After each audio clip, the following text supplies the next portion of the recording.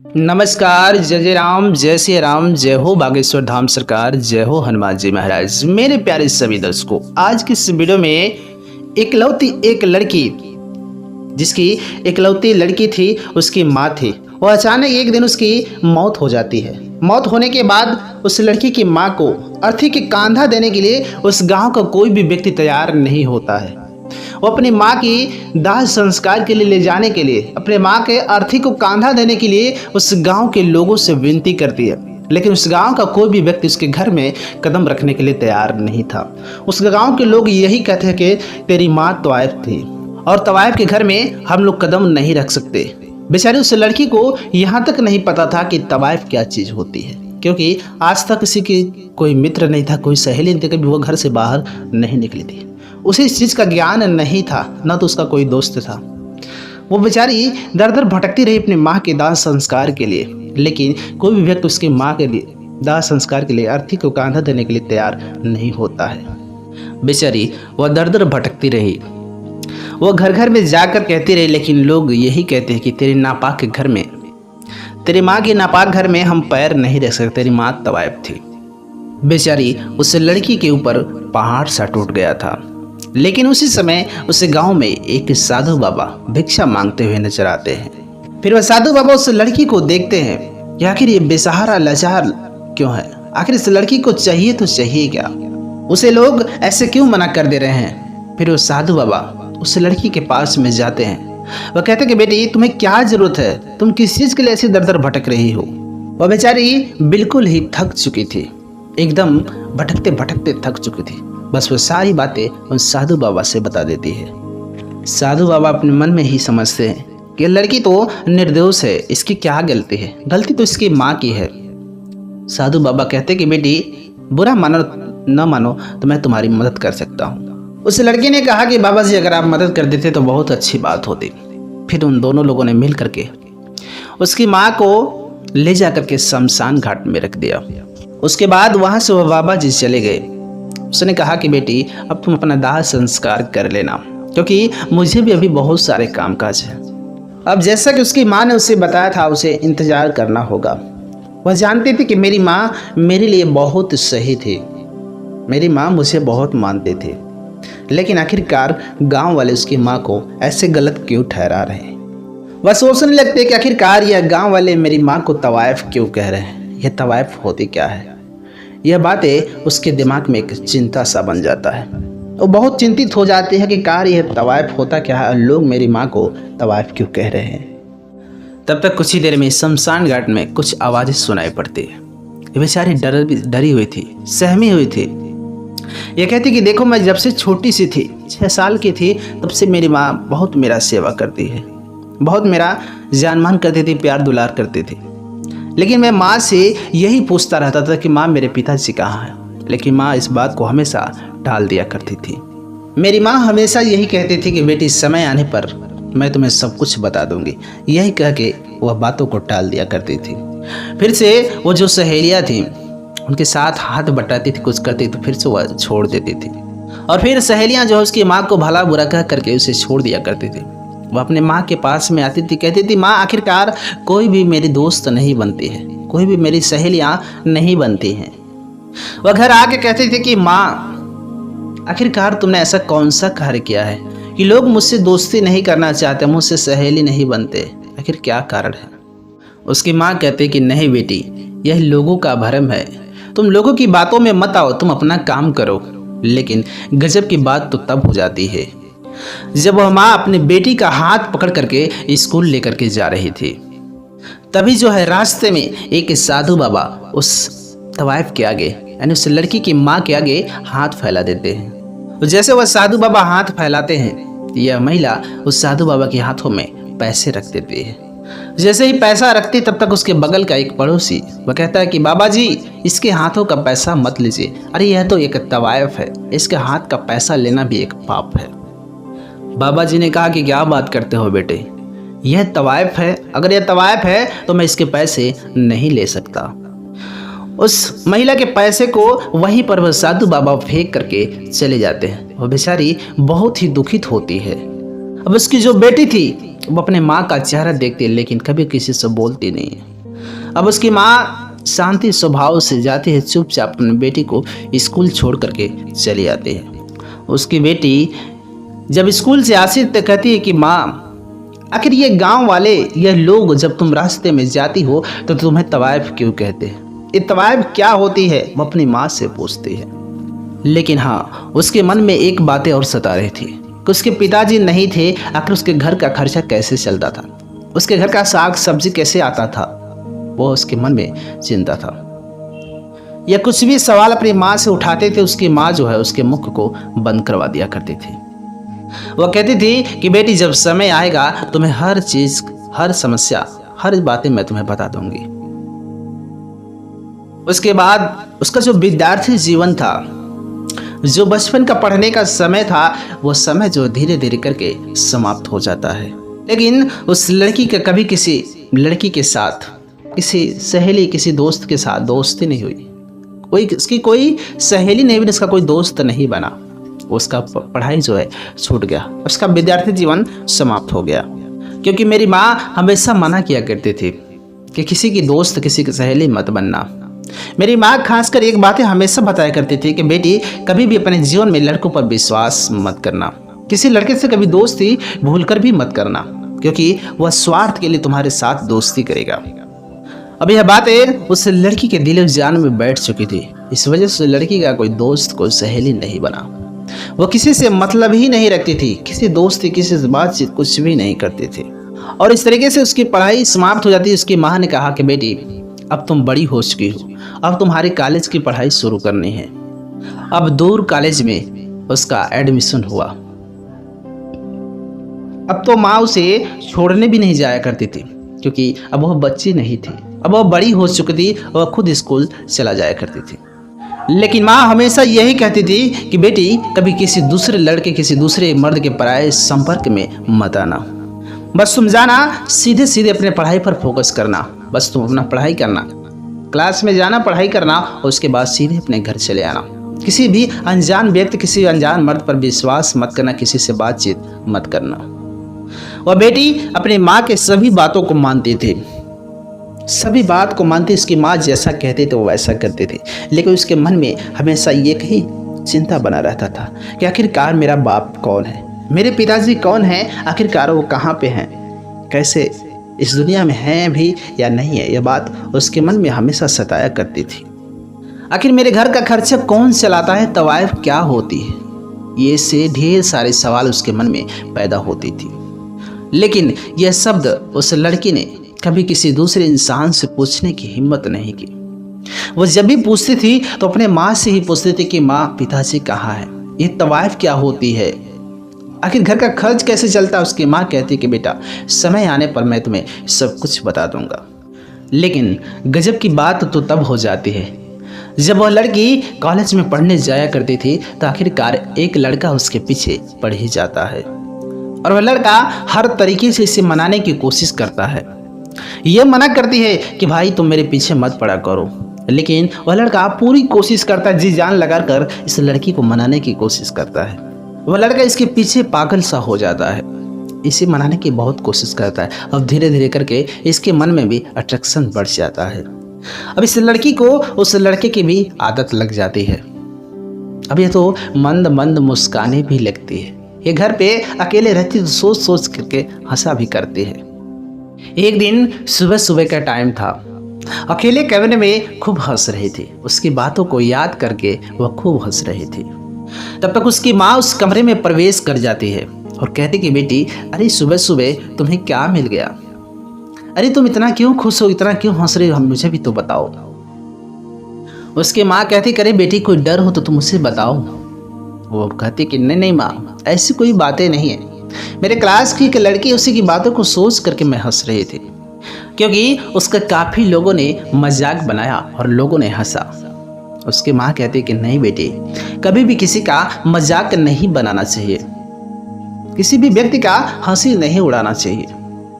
हो सके कि आने वाले दिन में तुम्हारे साथ भी ऐसे हो सकते हैं, तुम्हारे साथ भी लोग तुम्हारा मजाक बना सकते हैं, इसलिए कभी भी किसी का मजाक नहीं बनाना चाहिए। वो अपने बेटी को सारे के सारे कार्य जो है अच्छे रास्ते सिखाया करते थे और साथ ही साथ उसकी माँ जो एक और नेक कार्य किया करती थी। वो भगवान की भक्ति भाव भी किया करते थे, भगवान की बहुत बड़ी भक्त भी थी। वो समय निकाल करके नित्य दिन भगवान का पूजा पाठ भी किया करते थे। वह सुबह होते ही हर दिन जो है घंटों घंटों भगवान के सामने रोती रहती थी। लेकिन इस लड़की को समझ में नहीं आता था कि आखिरकार मेरी माँ ऐसा क्यों करती है। मेरी माँ सुबह सुबह रोज भगवान के सामने नतमस्तक हो करके ऐसे क्यों रोती है। और बस अपने माँ को देखते देखते यह बेटी भी उस भगवान के सामने पूजा पाठ करना, भगवान का भक्ति भाव करना सीख जाती है। भगवान के सामने यह भी जा करके पूजा पाठ करने लगती है और हर तरीके से भगवान से दुख दर्द को शेयर करना सीख चुकी थी। इस तरीके से उसे अपनी माँ पर बहुत ज़्यादा भरोसा और विश्वास था, इसलिए उसे अपने माँ पर विश्वास रहता है। लोग उसे गलत कहते हैं लेकिन वह अपने माँ को कभी गलत नहीं ठहराती है। लेकिन गजब की बात तब हो जाती है जब वो एक दिन बैग लेकर के निकलती है। उसकी पड़ोसन ने बोल पड़ी कि आखिर तवाइफ की लड़की तवाइफ ही होती है, कितना हो पढ़ाई कर ले वह तवाइफ ही होती है। ये लड़की उस दिन बोल पड़ती है कि आंटी आप ऐसी बातें क्यों करती हैं, मेरी माँ ने ऐसी क्या गलती की है जिसकी वजह से आप लोग ऐसी मेरी माँ को हमेशा कहती रहती है, ताने मारा करते हैं। और पड़ोसन आंटी कहती है अरे तुझे इतना भी नहीं मालूम है, तू इतनी बड़ी हो गई, तुझे इतना भी नहीं मालूम कि तेरी माँ गैर मर्दों का हवस बुझाया करती है। तुझे नहीं मालूम है तो तू अपनी माँ से जा करके पूछ आखिरकार तेरा बाप कौन है, सारा का सारा पोल खुल जाएगा। अरे तुझे मालूम नहीं कि पूरे गांव के लोग तेरी माँ से इतना घृणा क्यों करते हैं। उस लड़की का दिमाग एकदम से चकरा जाता है। वो गुस्से से आती घर में सारा कॉपी किताब बैग फेंक देती और कहती कि माँ मेरा घर से बाहर निकलना हराम हो गया है। आखिर आपने कौन सा कर्म किया जिसकी वजह से लोग मुझे तरह तरह की बातें कहा करते हैं, इसलिए आज मुझे सारी की सारी बातें बता दीजिए कि आखिरकार लोग मुझे आपके बारे में ऐसी तरह तरह की बातें क्यों कहते हैं। आज मैं इस बात को बिना जाने नहीं रह सकती कि आखिर कि मेरा बाप कौन है, मेरा बाप इस दुनिया में है या नहीं है, इसकी जानकारी मुझे चाहिए। आखिरकार मेरा बाप है तो कौन है, आखिर ये तवाइफ होती क्या है, ये सारी जानकारी आज मुझे आपको बताना ही होगा। उसकी माँ शांति भाव से कहती है देखो बेटी इन लोगों की बातों में मत पड़ो, अभी तुम्हारी पढ़ाई करने की उम्र है, तुम पढ़ाई करो, बाकी समय आने पर मैं सब कुछ तुम्हें बता दूंगी। अगर किसी ने तुम्हें कुछ कहा, अगर तुम्हें पढ़ाई करने की इच्छा नहीं हो रही है तो आज पढ़ाई करने मत जाओ, लेकिन अभी भी तुम्हारी पढ़ाई करने की उम्र है, तुम पढ़ाई करो, तुम इन फालतू बातों पर ध्यान मत दो। लेकिन वह लड़की जिद पर आ जाती है कि मुझे सारी की सारी बातें जानना है। अब उसकी माँ परेशान हो जाती है। वह कहती है कि बेटी अगर तुम जिद पर आ चुकी हो, तुम जानना चाहती हो, तुम नहीं मानती हो कि मेरी तवाइफ का मतलब क्या होता है, लोग मुझे ऐसे क्यों कहते हैं, तो लो आज सुनो।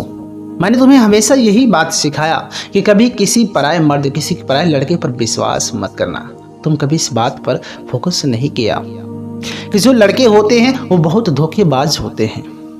उसने कहा कि हाँ माँ तुमने तो हमेशा मुझे यही सिखाया है, लेकिन आज मुझे सारे पोल खोल दो, आखिर क्या होता क्या है। फिर उसकी माँ ने अपना कहानी, अपना इतिहास उसे बताना शुरू किया। उसने कहा कि देखो बेटी मैं अपने माँ बाप की इकलौती एक ही पुत्री थी। मेरे माँ बाप हर तरह से मुझे सुख दिया करते थे, मुझे मेरे सुख में किसी प्रकार की कमी नहीं करते थे, बहुत लाड प्यार दुलार किया करते थे। लेकिन मैं अपने जीवन में एक गलती कर दी, मैं एक लड़की पर विश्वास करके उससे बेपनाह मोहब्बत करने लगी और उसके मोहब्बत पर विश्वास करके मैं अपने माँ बाप को धोखा दे करके अपने घर के सारे जेवरात लेकर के उस लड़के के साथ में भाग गई। वो मेरे को साथ में ले गया, मेरे साथ रंगरलियाँ मनाया, एंजॉय किया। उसके बाद मुझे ले जा करके मेरे सारे जेवर ले लेने के बाद ले जा करके मुझे कोठे पर बेच दिया। और रोज मेरे पास अलग अलग रोज मर्द आया करते थे, मेरे साथ हवस का शिकार बनाया करते थे। लेकिन उसी में से कोई एक नेक बंदा मेरे पास आया जो मुझे खरीद करके अपने घर लाया। अपने घर लाने के बाद मैं उसके साथ में रही और मैं गर्भवती हो गई। लेकिन ये बात यहीं तक सीमित नहीं रही। गर्भवती होने के बाद तुम्हारा जन्म हुआ। जब एक बच्ची का जन्म हुआ उसके बाद वो फिर से मुझे ले गया उसी तवाइफ के पास, फिर से पैसे लेकर के बेच दिया। और उसके बाद मैं वहाँ पर भी तुम्हें लेकर के रही, लेकिन अब लोग मेरे में रुचि नहीं रखते थे। वहाँ पर मेरा गुजर बसर नहीं चल रहा था। अब उस कोठे की जो मालकिन थी उसने मुझे ऐसे ही रोड पर छोड़ दिया। अब बेटी मैं तुम्हें रोड पर लेकर के कहाँ जाती। अब मेरे शरीर में कुछ नहीं बचा था, क्योंकि उस कोठे पर लोगों ने मुझे नोच नोच करके खा गया था। अब मुझे कुछ समझ में नहीं आया। मैं अपने माँ बाप के पास में गई और मैं अपने माँ बाप से सारी की सारी बातें रो रो करके बता दिया।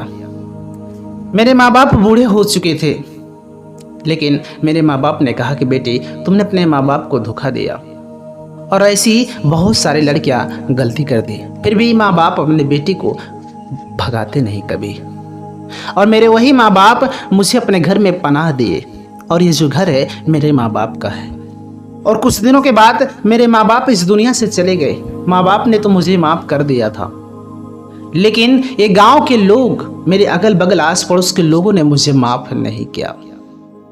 जब मेरा खर्चा नहीं चला तो फिर से मैंने वही काम शुरू कर दिया। लेकिन हाँ, मेरे हर काम के पीछे यही था कि मेरे घर का किसी तरह रोजी रोटी चले, मेरे घर का साग सब्जी चले। इस वजह से मैंने वह कार्य फिर से शुरू कर दिया। और मैं जो ये गलत कार्य करती थी, इसका एक ही कारण था कि मेरा कोई सहारा देने वाला नहीं था, मेरा कोई खर्च चलाने वाला नहीं था। इस वजह से मुझे दोबारा उस गुनाह की दुनिया में प्रवेश करना पड़ा। इसलिए मैं हर सुबह और शाम भगवान के पास जाकर रोती थी, गिड़गिड़ाती थी, भगवान से विनती करती कि शायद भगवान मेरी गलती को माफ़ कर दे, कि मेरी बेटी शायद लायक हो जाएगी, 2 पैसे कमाने लगी। उस दिन से मैं सारे गलत कार्य को छोड़ दूंगी। बेटी मैं गलत कार्य नहीं करना चाहती हूँ, लेकिन मैं क्या करूँ, मैं तुम्हारी ज़िंदगी को अंधेरे में नहीं रखना चाहती हूँ। इसलिए बेटी मैं तुमसे छुप छुप करके यह कार्य किया करती हूँ। इसलिए मैं रोज़ दरबार में, भगवान के दरबार में माफ़ी मांगा करती हूँ। आखिरकार मैं क्या करूँ, तुम्हारा जो बाप है वो भी मुझे छोड़ दिया। और इस तरीके से मेरी माँ जो है मर जाती है, यानी कि उस लड़की की माँ एक दिन मर जाती है। अब यह लड़की उस गांव वालों से मदद मांगती, लेकिन गांव का कोई भी व्यक्ति इस लड़की का मदद नहीं करता है। उसके बाद यह लड़की कहती है कि मेरी माँ को शरीर को शमशान घाट ले जाने के लिए कोई व्यक्ति मदद नहीं करता है। फिर एक साधु बाबा की मदद से मैं अपनी माँ को इस शमशान घाट में लेकर के आई। लेकिन कुछ समय बाद वहाँ पर शोर सुनाई दिया, और उस शोर में मेरा बाप भी था, क्योंकि मेरी माँ ने मेरे बाप के बारे में बता दिया था। वह मेरी माँ के पास में आया और वो कहता है कि बेटी मुझे माफ़ कर दो, मैं तुम्हारी माँ का पति हूँ, मैं तुम्हारा बाप हूँ। मेरी माँ के मृतक शरीर के पास में वो आया। मेरा बाप मुझसे कहा कि मैं तुम्हारे माँ के साथ बहुत गलत किया हूँ, मैं तुम्हारी माँ को अग्नि दे करके मैं अपनी गलती का पश्चाताप करूँगा। इसलिए बेटी आज से तुम मेरे पास रहोगी। तुम्हारी माँ थी वो बहुत अपने पवित्र थी, तुम्हारी माँ को इस गलत कार्य में लाने वाले मैं ही एक जिम्मेदार हूँ। तुम्हारी माँ तो बहुत निर्मल थी गंगा की तरह, वो कभी इस गलत कार्य को करना ही नहीं चाहते थे, लेकिन मैंने उसे इस कार्य में ढकेल दिया। तुम्हारी माँ ने जो कुछ भी किया वो तुम्हारे हित के लिए किया, तुम्हें अंधेरे में नहीं रखना चाहती थी, इस वजह से तुम्हारी माँ ने यह सब कार्य किया। लेकिन तुम्हारी माँ जो थी बहुत ही निर्मल और पवित्र थी। वो अक्सर भगवान के दरबार में जाकर के अपनी गलती का पश्चाताप का प्रार्थना किया करते थे, भगवान के दरबार में रोया करते थे। और बेटी आज से तुम इधर उधर कहीं नहीं जाओगे, आज से तुम्हारी जिम्मेदारी मेरी जिम्मेदारी है। और इस तरीके से उस महिला की, उस तवाइफ की डेड बॉडी को अग्नि दिया जाता है, उसका दाह संस्कार किया जाता है। उसके बाद उस तवाइफ का पति वहीं पर बहुत रोता है। रोने के बाद अपने बेटे को अपने घर पे ले जाता है। ले जाने के बाद उसकी पूरी जिम्मेदारी उसकी हो जाती है। और इस तरीके से सारी बातें जानने के बाद वो लड़की भी जिस लड़के के प्यार में पड़ चुकी थी वो भी उस लड़के को ठुकरा देती है, उस लड़के को ठोकर मार देती है। शायद उसे यह एहसास हुआ कि मेरे माँ के साथ जैसा हश्र हुआ, हो सके तो मेरे साथ भी ऐसा हश्र हो सकता है। उसने अपने मन में ठान लिया कि मेरे पिताजी जहाँ पर विवाह करेंगे मैं वहीं पर शादी करूंगी। मेरे प्यारे सभी दर्शकों, ऐसे मेरे समाज में कुछ लड़के होते हैं जो लड़कियों को फंसा करके ले जा करके उन्हें शहर में बेच देते हैं, और कुछ लड़कियां ऐसी होती हैं जो माँ बाप के खिलाफ में जाकर के ऐसा कार्य करती हैं। वो अपने जीवन में बहुत ही कष्ट झेलती हैं, उन्हें दर दर की ठोकरें खानी पड़ती हैं। जो लोग अपने माँ बाप के खिलाफ जाकर के लड़कों के साथ प्यार कर लेते हैं, कभी भी अपने माँ बाप के खिलाफ नहीं जाना चाहिए। जिस माँ बाप ने तुम्हें बचपन से इतना बड़ा करके पाल पोस दिया, उस माँ बाप को तुम एक लड़के के लिए पल भर में ठुकरा करके चले जाते हो, उनका तो श्राप लगेगा ही लगेगा। इस वजह से कभी भी अपने जीवन में माँ बाप की मर्जी के बिना कहीं किसी को नहीं ठोकर नहीं देना चाहिए। जो लड़की अपने माँ बाप के खिलाफ जाती है वो अपने जीवन में ठोकर अवश्य खाती है। मेरे प्यारे सभी दर्शकों, इस कहानी से आपको क्या सीख मिली आप कमेंट बॉक्स में जरूर बताइएगा। मिलेंगे हम आपसे एक और नई कहानी के साथ, तब तक के लिए नमस्कार।